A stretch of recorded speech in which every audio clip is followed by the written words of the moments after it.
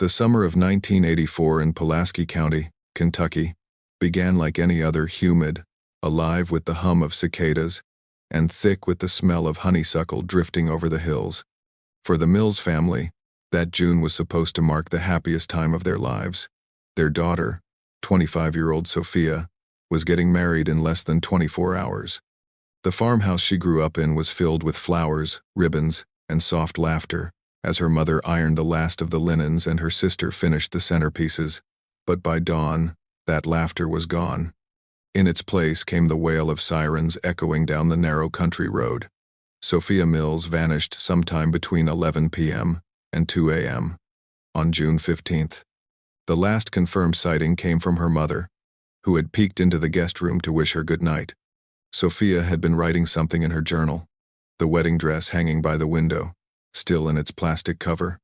Her car keys and purse were on the bed nightstand, her shoes by the door. Everything suggested a woman preparing for the most important day of her life. But by morning, her bed was untouched, her shoes were gone, and there was no sign of her anywhere in the house or yard. Her fiancé, 28-year-old Daniel Harris, was the first to call police. He told the responding deputy that he and Sophia had argued that night. He claimed she got upset and left to clear her head. But when she didn't return by sunrise, he started to panic. Deputies from the Pulaski County Sheriff's Office arrived around 7:30 a.m. and began a quick perimeter search. Behind the farmhouse, in the direction of the woods, they found something faint in the damp soil impressions that looked like the shape of small shoes, but only for about 20 yards. After that, the ground turned to packed clay, and the tracks disappeared. The area was rural and vast, surrounded by pine forest, overgrown trails, and the wide expanse of Lake Cumberland, just a few miles away. Search teams combed the property for hours, calling Sophia's name through the trees. Neighbors joined in, driving back roads, checking barns and abandoned sheds. Nothing. By nightfall, state troopers had been brought in. A helicopter swept the area using infrared, but no heat signatures appeared beyond the property line. It was as if Sophia had walked off into the night and vanished. By the second day, whispers began to spread through Somerset. Some said she had cold feet, that maybe she'd run off to start a new life. Others murmured that Daniel wasn't telling everything. He'd been seen leaving the farmhouse late that night, driving toward the highway, though he insisted he'd gone home and fallen asleep. His story didn't change, but his demeanor raised questions. One deputy described him as oddly calm, like a man rehearsing lines. Sophia's family refused to believe she'd run away. She wasn't the type to leave without a word, not with her dress, already steamed, her vows written, and her grandmother flying in that morning. The Mills family pleaded on local TV stations, holding up photos of Sophia smiling in her bridal gown during a fitting the week before. She was happy, her mother told reporters. She wouldn't just leave. As the days passed, search efforts expanded into neighboring counties. More than 100 volunteers walked creek beds and drainage ditches. Dogs were brought in, but the scent trails stopped abruptly behind the house, near a patch of woods that sloped down toward a dry creek. Divers were sent into Lake Cumberland after a fisherman reported seeing tire marks near the boat ramp, but the lead went nowhere. For 2 weeks, investigators followed every possible angle. Did she get into a car with someone? Was she abducted? Did she fall into the lake? None of it fit cleanly. The town's small police department was overwhelmed, and for every rumor that surfaced, another dead end followed.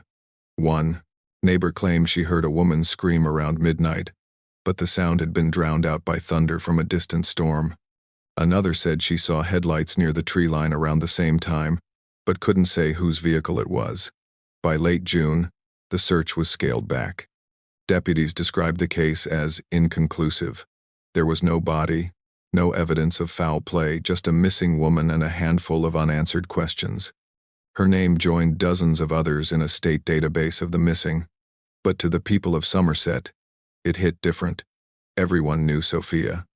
She'd been a Sunday school teacher, a cashier at the local pharmacy, the girl who waved at everyone on her way into town. Within a month, flyers began to fade in the rain. The white church where her wedding had been planned still held a service that weekend, but instead of an aisle lined with flowers, it was lined with search volunteers bowing their heads. The pastor prayed for her safe return. Her father couldn't speak. He just stared at the front pew where Sophia's bouquet had been left untouched. By fall, investigators closed the active search, promising to reopen it if new information surfaced. Daniel Harris left Kentucky the next year, moving to Tennessee. He sold the farmhouse quickly, almost too quickly, according to locals. Some thought he just couldn't bear the memories. Others whispered that he was running from them. The years that followed turned Sophia's story into something between folklore and tragedy. Kids at the local high school would dare each other to drive past the old Mills property after dark, saying her light still flickered in the upstairs window. For her family, it wasn't a ghost story, it was a wound that never closed. Her mother kept the same light burning in the window every night until the day she died, convinced her daughter might someday walk back through that door. But she never did. By the end of that summer, Somerset moved on. The search parties stopped, the flyers came down, and the Mills family carried their grief quietly. Somewhere out there, a life had ended, or perhaps, everyone thought, a life had simply disappeared into the night, swallowed whole by the Kentucky hills. Yet for investigators, there was always one detail that refused to sit right. Those faint shoe prints behind the farmhouse, the ones leading toward the woods, they ended far too soon.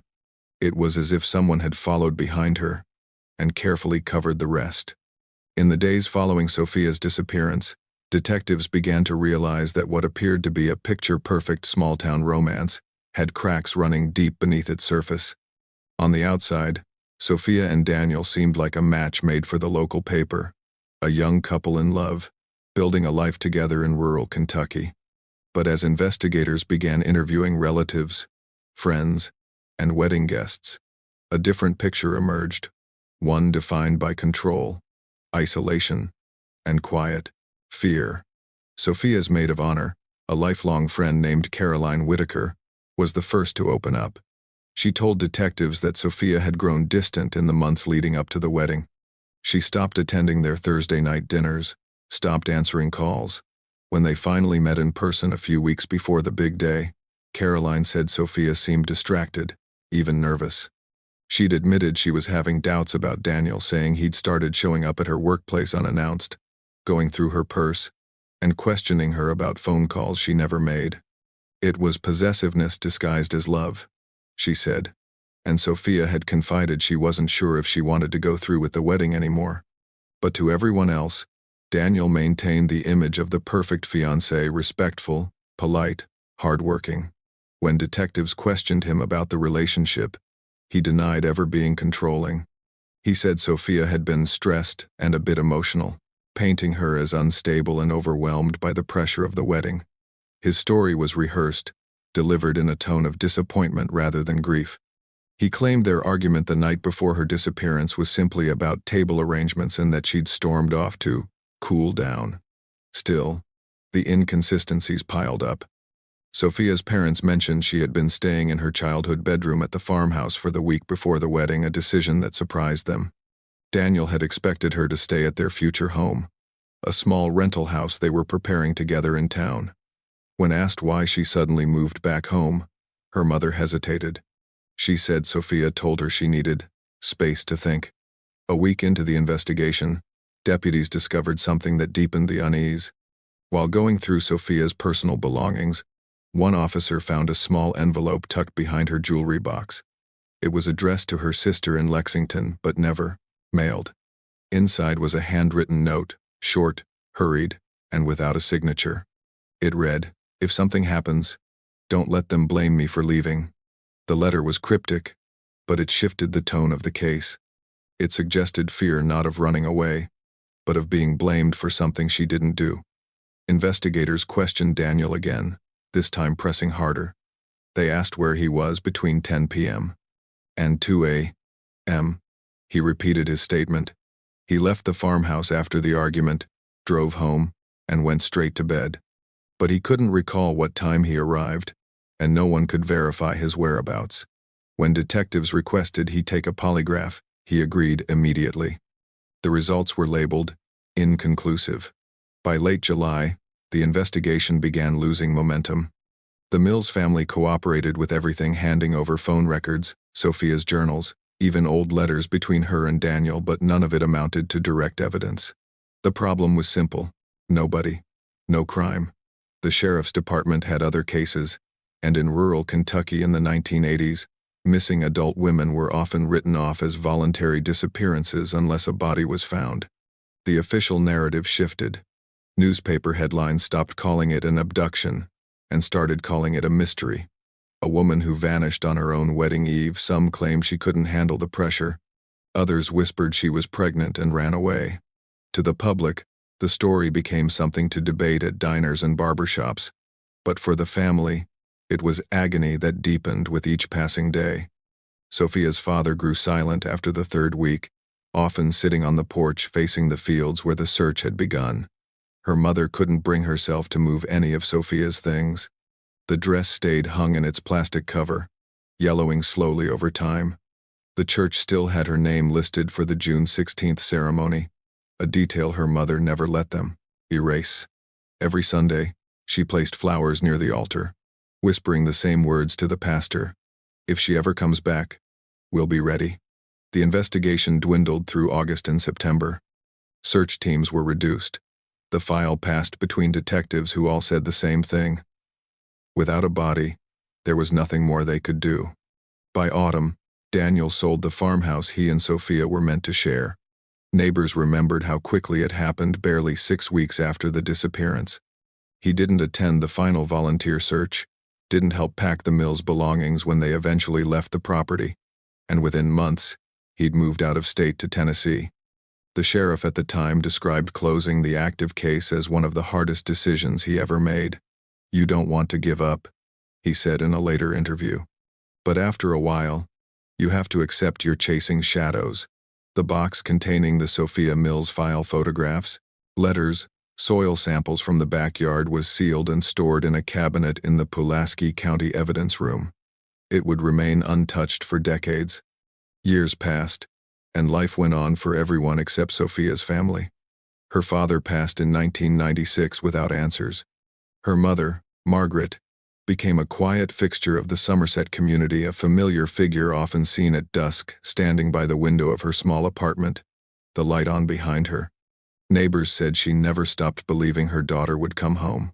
Every Christmas, she placed a gift under the tree labeled with Sophia's name. Every night, before bed, she left that same lamp burning. When asked why, she'd simply say, because she might be trying to find her way back. In time, Sophia's story faded from the public eye. New families moved into the farmhouse, unaware of what had happened there. The younger generation only knew it as the place where the bride disappeared. For investigators who, unprecedented, were still around, it remained a sore memory, a case with no closure, no crime scene, and no justice. Then, in 2002, Margaret Mills passed away in her sleep at the age of 72. When neighbors entered her home to help sort her belongings, they found that same window light still glowing. On her bedside table was a faded photograph, Sophia, in her wedding dress, smiling shyly at the camera. For most, it was the end of a tragedy that had long grown cold. But for those who remembered the case, a quiet unease lingered. Why had Sophia written that letter? What was she afraid of? And why had the man she was supposed to marry vanished from town so quickly, leaving behind nothing but rumors and silence? The truth was still buried literally, and it would stay that way for 35 years. But time has a way of loosening secrets, and in the winter of 2019, a storm would do what decades of searching could not. It would finally bring Sophia home. By the early 1990s, the case of Sophia Mills had become a quiet shadow in the halls of the Pulaski County Sheriff's Department, one of those files that got handed down from one sheriff to the next, each promising to take another look, but never finding anything new to look at. The thin manila folder, labeled only Mills, Sophia, 1984, sat wedged between burglary reports and long-forgotten missing person cases. The edges were soft from age, the ink on the original statements fading to a pale blue. Time had done what evidence never could. It buried her story under the weight of routine. Still, every few years, someone claimed to see her. In 1991, a waitress in Lexington told a state trooper that a woman matching Sophia's description came into the diner late one night. Same height, same soft-spoken manner, and a faint Kentucky accent. She ordered black coffee, paid in cash, and left before anyone could ask her name. When investigators showed the waitress a photograph, she hesitated before nodding. It could have been her, she said, but the security footage was too grainy to confirm, and the trail went cold within days. 2 years later, a drifter in Georgia was picked up on a trespassing charge. When asked for ID, she gave the name Sophia Mills. The arresting officer ran it through NCIC, triggering a hit on the missing person file. Investigators drove down, hopeful for the first time in nearly a decade. But the woman was younger, her fingerprints didn't match, and her use of the name turned out to be a coincidence. Another false lead added to the pile.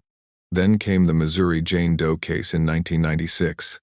A body found near a wooded rest stop bore a striking resemblance to Sophia. For weeks, the Mills family waited as dental records were compared. When the results came back negative, the brief spark of hope faded to silence again. By the late 1990s, even the locals who once spoke her name began to let it fade. But there was one detail that never sat right with anyone who remembered the case: the speed with which Daniel Harris had moved on. He remarried just 2 years after Sophia's disappearance, this time to a woman from Nashville. People whispered about it at the grocery store and in church parking lots, but no one ever said it to his face. He lived quietly, raising 2 children, working construction, and keeping a spotless reputation. Still, whenever the subject came up, someone always lowered their voice before saying, "You know, that man's first fiancée disappeared." In small towns, memories don't die, they just shift into whispers. And in 2004, those whispers caught fire again when a retired deputy named Frank Daly broke his silence. He'd worked on the original search in '84 and claimed he remembered something that had never been included in the official record. During a local radio interview about unsolved cases, Daly mentioned that he had personally found Sophia's wedding shoes muddy, buried beneath a fallen log near a drainage ditch less than half a mile from the Mills farmhouse. Listeners were stunned. For years, the sheriff's office had maintained that no personal belongings were ever found outside the house. Daly said he'd tagged the evidence, logged the discovery, and submitted it to his supervisor at the time. But when he requested the file years later, the tag and item description were missing. There was no record the shoes had ever existed. The revelation spread like wildfire. The local paper ran a small story the next day. Deputy claims key evidence missing in 1984. Disappearance. It was enough to reignite old suspicions. People began talking again about the inconsistencies, the hasty property sale, the lack of follow-up. Rumors twisted into theories. Some claimed the sheriff at the time was close friends with Daniel's family. Others pointed out that Daniel's cousin worked in the county clerk's office, the same department responsible for handling evidence and filing case reports. For the first time in 20 years, the Mills case was back in conversation. Radio hosts speculated on air whether there had been a cover-up. Old-timers remembered seeing patrol cars near the Mills property on nights that were never officially logged. One caller claimed a rumor that an officer had been ordered to lose the evidence tag to protect someone.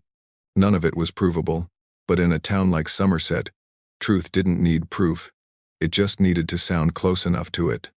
Despite the noise, the sheriff's department issued a single statement: "We are aware of the comments made by a retired deputy regarding the Sophia Mills case.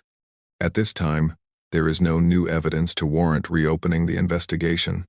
Behind that one-line statement was the same old problem: no body, no crime. A pair of missing shoes, even if they had existed, didn't prove what happened. Still, it bothered people. The image of a bride's muddy shoes abandoned in the woods struck something deeper than evidence. It felt symbolic, like the final trace of someone erased from her own story. Even Daniel's new neighbors in Tennessee began to ask quiet questions. He never mentioned his past. and when reporters briefly appeared at his doorstep after the radio story broke, he shut the door without a word. By then, most of the original investigators had retired or passed away. The new generation of deputies knew the case only as an unsolved mystery mentioned during orientation, a local legend. The kind of story they told rookies to remind them that some files never close. They just fade. Over the next decade, the whispers faded again. The 2004 storm of speculation died down as quickly as it had flared. The Mills farmhouse was demolished in 2007, the land sold to a logging company, and whatever secrets the soil might have held were buried beneath new growth. By 2010, Sophia's name existed mostly in memory and myth. High school kids who'd grown up hearing their parents mention the bride who disappeared began using her story to spook each other on stormy nights. They'd drive out toward the old property line and dare each other to step into the woods where she was last seen. Some swore they heard faint crying near the ditch, or saw a flicker of white deep among the trees. Most laughed it off, but not everyone did. In small towns, superstition fills the space that evidence leaves behind. For the Mills family, the story had long since turned to silence. There were no anniversaries, no vigils, no new appeals for information. Everyone who'd loved Sophia was gone. What remained was an unanswered question that had stretched across 3.5 decades, a question buried somewhere in the mud, the paperwork, or the lies.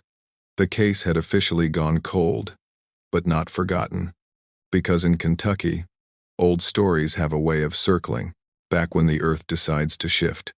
And in 2019, that's exactly what happened. A brutal storm would strike Pulaski County, flooding creeks, ripping open the ground, and forcing the past back into daylight. And this time, the truth that surfaced would leave no more room for rumors. Every case here takes weeks of digging, verifying facts, and piecing together real lives that were lost. We do it because these stories matter. Someone out there still deserves to be remembered. If you want us to keep uncovering the truth, please like, subscribe, and tell us in the comments which part of today's case hit you the hardest. For more mysterious solved cold cases, check the link in the description below. Now, let's get back to the case. In February of 2019, Pulaski County, Kentucky, was hit by one of the worst storms the region had seen in decades. Sheets of rain poured for nearly 48 hours straight, drenching the lowlands and washing over the narrow back roads that twisted through the old farmlands. Hillsides gave way under the weight of water, creeks swelled into violent torrents, and drainage ditches overflowed, dragging years of forgotten debris back into the open. For most, it was a disaster that damaged barns, uprooted trees, and flooded basements. But for one small patch of land just outside Somerset, the property once owned by the Mills family, the storm did something else. It uncovered the truth. 3 days after the rain stopped, county maintenance crews were dispatched to repair a collapsed embankment along an overgrown service road near what used to be the Mills property line. The area hadn't been touched in years, just a sloping hill of dense clay, wild grass, and old roots. The workers began clearing out branches and shoveling away mud when one of them noticed a small patch of pale color mixed in with the soil.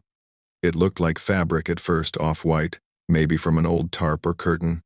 But as the crewman pulled the clay away with his gloves, he realized it wasn't fabric from construction material. It was something thinner, softer, the kind of fabric you didn't see much anymore. He called another worker over, and together they unearthed a section large enough to see that it was lace-aged, tangled in the roots of a cedar tree. When they tugged gently at it, something solid shifted beneath it. At first, they thought it was a large rock embedded in the mud. Then they saw the unmistakable curve of bone. By the time deputies arrived, the rain had started again, drizzling lightly over the exposed hillside. Officers cordoned off the area, holding flashlights over the disturbed earth. What they saw there would change everything. Wrapped within fragments of torn, discolored lace were skeletal remains, small, delicate, and unmistakably human. The soil had preserved them in a kind of natural tomb for 35 years. State police arrived within hours. The site was immediately secured and classified as a potential crime scene. Investigators worked carefully, removing layer after layer of packed earth, documenting every item that surfaced.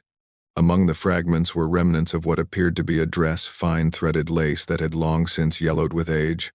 Forensic specialists collected each piece, placing it in evidence bags marked Site 4B, Pulaski County. Then, one of them found something lodged just beneath the rib cage, a small locket on a rusted chain, half crushed by years underground. The locket was gold-plated, its surface dulled but intact. When they cleaned away the dirt, an inscription emerged, faint but legible, S. M. The 16th of June, 2084. The initials and date matched the one etched into the missing persons report from 1984, Sophia Mills' wedding day. The news spread through Somerset before the state lab even received the remains. People didn't wait for confirmation. They already knew. For years, there had been whispers that she was still out there, buried somewhere near the farmhouse where she was last seen. Now, after decades of storms, floods, and forgotten memories, the earth itself had delivered an answer.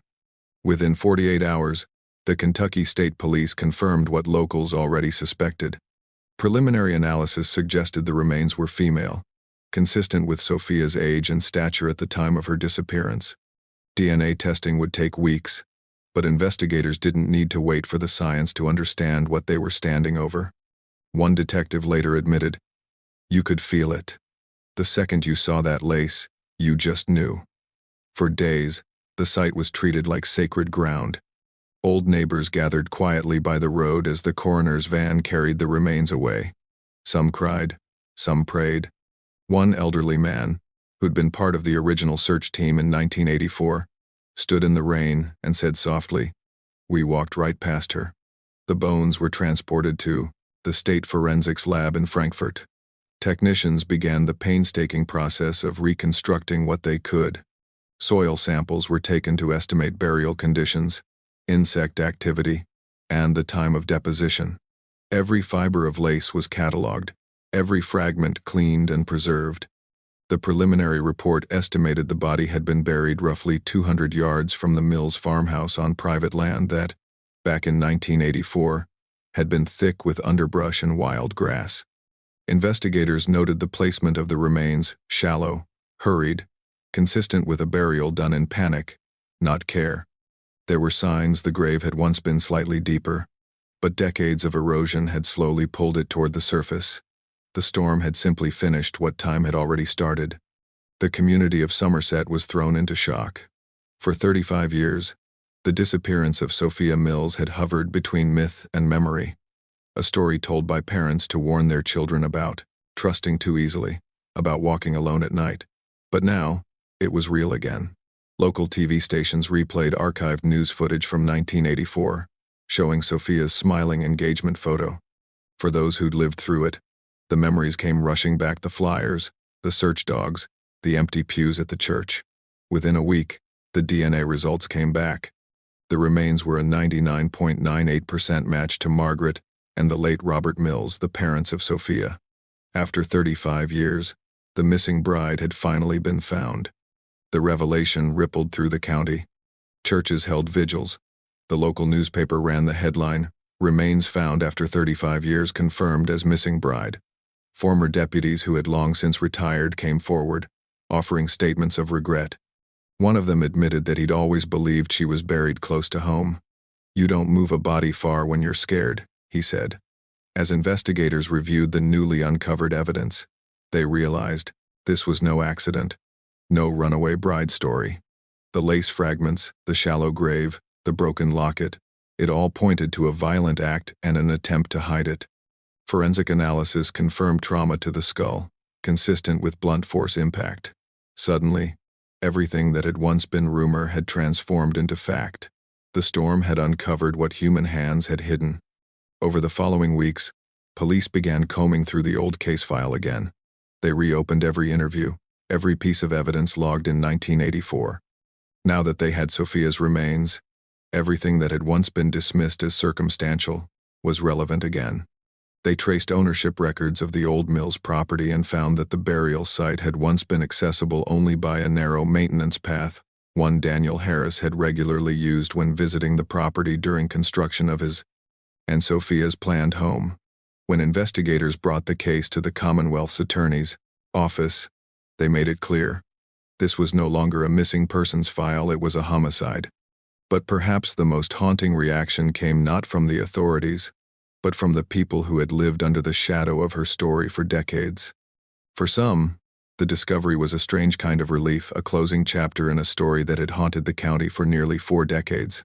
For others, it reopened wounds they had learned to live with. People who'd grown up hearing about Sophia now saw the truth laid bare. No longer myth, but bone and lace. The finding made local news across the state, and even national outlets briefly picked up the story of the bride found 35 years later. Reporters described the storm as the act that unburied the past. For the detectives on the case, though, the real storm was just beginning, because the moment Sophia's remains were confirmed, all eyes turned back to the man who had once stood beside her altar, Daniel Harris. When the forensic report arrived from the state lab in early March 2019, it ended 35 years of rumor and replaced it with something far heavier: fact. The remains found on the old Mills property belonged to Sophia, and the evidence around her burial told a story she could no longer speak. Her bones bore clear signs of trauma. Forensic anthropologists confirmed a fracture at the back of the skull, sharp, decisive, and consistent with a blunt force impact. The wound wasn't something accidental. It wasn't the result of a fall or a slip in the woods. It was deliberate, a blow that would have rendered her unconscious or worse before her body was buried. The soil packed around the remains was analyzed and dated to mid-1984. She had died the same night she vanished. The positioning of the skeleton told investigators even more. The grave was shallow, dug into a natural runoff gully that drained into the nearby creek after heavy rain. She'd been placed in haste, her body curled slightly to one side, the fragments of lace from her dress tangled around her wrists and shoulders. Whoever buried her hadn't gone far. In fact, the grave was less than 200 yards from the Mills' backyard, close enough that if anyone had walked far enough through the brush that week, they might have found her. But no one did. For 35 years, the ground had held its secret, untouched until the storm tore it open. With the confirmation that Sophia's disappearance was no longer a mystery but a homicide, the Kentucky State Police formed a new task group to re-examine every detail of the 1984 case file. They combed through the old reports, reviewed the original witness statements, and retested physical evidence with the benefit of modern forensic tools that hadn't existed back then. Inside an evidence locker, sealed in a brown box marked Mills property, they found the keys to a new chapter of the case: Sophia's car seat cover.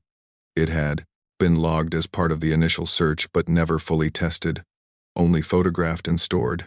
In 1984, the technology to detect trace blood under fabric was limited. Now, with luminol and advanced DNA amplification, investigators could see what the naked eye never had. Under ultraviolet light, faint stains began to glow beneath the fabric of the driver's seat. They weren't large, small smears and droplets that looked almost accidental, but chemical testing confirmed it was human blood. When DNA results came back, the profile didn't match Sophia. It matched Daniel Harris. The discovery changed everything. The new lead investigator, Detective Aaron Callahan, described that moment in an interview later. "We'd always suspected him, but this was the first piece of physical evidence that tied him to the car and to her final moments alive." Police quietly located Daniel at his home in Cookeville, Tennessee. He was 61 years old, remarried, with grown children. To his neighbors, he was a polite, soft-spoken man who mowed his lawn every Saturday and never caused trouble. But when detectives arrived with a warrant, they said his calm demeanor shifted the second he realized why they were there. They noticed his hands trembling slightly as he sat down at his kitchen table. For hours, he denied everything. He said he'd helped police search back in 1984, that he'd given statements, taken polygraphs, done everything they asked. He said the blood in the car must have come from a nosebleed or a cut, something insignificant, something old. But the investigators pressed harder. They showed him the autopsy photos, the broken locket, the gravesite less than 200 yards from her family's house. The silence stretched on for almost 20 minutes before Daniel finally spoke again. He told them that on the night before the wedding, they'd argued. Sophia had said she wanted to postpone the ceremony, that she wasn't sure she could go through with it. He claimed the argument escalated quickly. He'd accused her of humiliating him in front of their families, of making him look like a fool. She'd tried to leave the farmhouse to clear her head. He followed. According to his confession, he grabbed her arm as she stepped off the porch. She pulled away, slipped on the wet grass, and screamed at him to let go. He said he pushed her once, hard enough that she fell. When she hit the ground, she didn't move. In his words, it was just supposed to scare her. Panicked, Daniel claimed he dragged her body behind the house, still hoping she would wake up. When she didn't, he wrapped her in part of her dress and carried her toward the creek bed behind the Mills's property, digging into the soft ground until he could hide her. He said he buried her before sunrise, then drove home and cleaned the dirt from his clothes. When morning came, he called police and reported her missing, saying she'd walked out after an argument. In the recorded interview, Daniel's voice never broke. He never cried. He didn't even ask what would happen to him. The most he offered was a single sentence at the end of the confession. "I plan to tell the truth someday." When detectives later played the tape back, the chilling part wasn't his admission, it was how calm he sounded saying it. The district attorney's office confirmed that the physical evidence, DNA, in the car, the proximity of the burial, and his own confession, was enough to pursue charges. The case that had haunted Pulaski County for more than 3 decades was now officially classified as a solved homicide. The news sent shockwaves through the community. Some people felt relief, others felt disgust that he had lived free all those years, raising a family, going to church, shaking hands at grocery stores, while the woman he killed lay buried behind her childhood home. For the few surviving relatives of the Mills family, the closure was bittersweet. Sophia's younger sister, who had long since moved out of state, returned to Kentucky to attend the hearing. Reporters noted that she didn't look at Daniel once during the proceedings. When asked later what she felt, she said, "He took her life, and then he just kept living his." Forensic teams presented their findings publicly. The fracture in the skull consistent with impact from an object like a heavy flashlight or wooden handle. The shallow grave. The soil confirming a burial date matching the night she disappeared. And the DNA in the car, each piece stacked into a timeline of panic and concealment. Investigators said it was a rare kind of closure. Cases this old rarely end with confessions. But they also admitted the final discovery came down to something no one could have predicted. If not for that February storm, Sophia's grave might have remained sealed forever. As word spread, people began visiting the site where her remains had been found. Some left flowers, others simply stood in silence. One county worker who had helped uncover the grave said he couldn't drive past the road without feeling uneasy. "It's like the storm wanted her to be found," he said quietly, though he didn't mean it as superstition, more as resignation. In the official records, the file now read "Case closed, homicide solved 2019. But in Somerset, it was something larger, a reckoning. For years, everyone had wondered what really happened to the bride who vanished the night before her wedding. Now they knew. And though the truth was devastating, it carried a certain kind of peace. The unanswered questions were finally laid to rest, along with the woman who had been lost for 35 years, only to return through the unlikeliest of storms. But even with justice served, there was still one final chapter left to unfold, one that would bring the story full circle and leave behind a memory of love, loss, and the long wait for truth. By the spring of 2020, the story that had haunted Pulaski County for 3.5 decades finally reached a courtroom. Daniel Harris, once the man everyone in Somerset believed was left broken by the disappearance of his bride, now stood accused of causing her death. The hearing was quiet, attended by only a few reporters and a handful of people who still remembered the case. There were no angry outbursts, no dramatic scenes, just the slow, solemn acknowledgement of a truth that had waited 35 years to surface. Prosecutors had enough evidence to pursue a full murder charge. But because of the time that had passed, and because Daniel's confession described a heat-of-the-moment act rather than a premeditated one. The plea agreement settled on second-degree manslaughter. When the judge read the charge, Daniel barely reacted. He didn't look up. His attorney spoke for him, explaining that his client accepts responsibility for his actions and wishes for the family to have closure. Those were the same words people in that courtroom had heard in countless cases before. But this one carried a weight they couldn't shake. Sophia's younger sister, Claire, was the only surviving member of the Mills family. She had flown in from North Carolina to attend the sentencing. Time had carved its own lines into her face, but when she stepped to the podium, holding the same locket that had been found buried beside Sophia's remains, she looked eerily like her sister. Her voice trembled but never broke.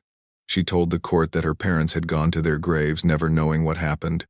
She talked about the wedding dress that still hung in a plastic cover for years, the empty chair at every family gathering, the way her mother kept the window light burning long after hope should have gone out. And then, after a long pause, she said something that silenced the courtroom. "The storm that took our power," she said, "also gave us the truth." Daniel Harris was sentenced to 25 years in state prison. As he was led away, a few people in the gallery said he never turned back once, not toward Claire, not toward the reporters, not toward the photographs of Sophia displayed on the prosecutor's table. One deputy later said he seemed almost relieved, like a man who had finally run out of ways to hide. Outside the courthouse, the air was still and gray. Rain had started to fall again, light but steady, like it had so many times in this story. For those who had waited decades for closure, there was no sense of celebration, only the quiet release that comes when the truth finally stops moving. The case of the missing bride from Somerset was officially closed, but its echoes stretched far beyond that courtroom. The old Mills farmhouse had been gone for years by then, demolished sometime in the late 2000s when the land was sold. In its place, a small patch of grass remained, bordered by a broken fence and a few wildflowers that seemed to grow no matter how often the property was cleared. Locals say a volunteer placed a simple white cross near the edge of the old driveway after the discovery in 2019. It has no inscription, just a single date, the 16th of June 2084, the day Sophia was supposed to be married. People still stop there sometimes. Some bring flowers, others just stand in silence for a few moments before driving away. It's not unusual for someone to leave a small token, a ribbon, a scrap of lace, a handwritten note. One afternoon, a maintenance worker for the county said he saw a bride figurine placed at the base of the cross, its dress weathered and pale. No one ever claimed it. In Somerset, the story of Sophia Mills became more than just a cold case solved. It became a kind of local legend, but one rooted in something deeply human, the idea that truth doesn't disappear, it just waits. People still talk about the February storm that tore through the county that year. They remember how it flooded the back roads, washed away entire sections of hillside, and destroyed property across the region. But when they speak about it now, there's always a quiet reverence in their tone. It's as if the storm carried something more than rain, something that finally forced the past to rise. In interviews conducted for the case retrospective, a few of the original deputies from 1984 admitted they never thought they'd see the day Sophia was found. One said that every time a heavy storm passed through the area, he'd wonder if it might be the one to bring her back. "You can't explain it," he said softly. "Sometimes the ground decides when it's ready to let go." The Pulaski County Courthouse keeps a small, framed copy of the original missing person flyer in its archives. A young woman with brown hair, soft eyes, and a half-smile. Her photo now faded from decades of handling. Next to it, a note written by the current sheriff reads, "Case, resolved, 2019, never forgotten." For the people who lived through it, Sophia's case changed something fundamental in the way they thought about justice. It wasn't quick. It wasn't clean. It took half a lifetime, 1,000 unanswered questions, and one brutal storm to finally bring her home. The final sequence of the documentary lingers on the few surviving photographs that remain. Sophia at her dress fitting, turning slightly toward the camera with a shy smile. Another from a family picnic, sunlight on her face, unaware of the tragedy waiting just beyond the horizon. These are the images that people remember the moments before everything went wrong. In the end, Sophia's story isn't about ghosts or fate or revenge. It's about the quiet persistence of truth, the kind that stays buried until the world shifts just enough to uncover it. And in Pulaski County, Kentucky, they still say that on some nights when the rain comes hard and steady, you can hear it on the old creek bed, hitting the same ground that kept her secret for 35 years. For some, it's just weather. But for others, it's something closer to justice.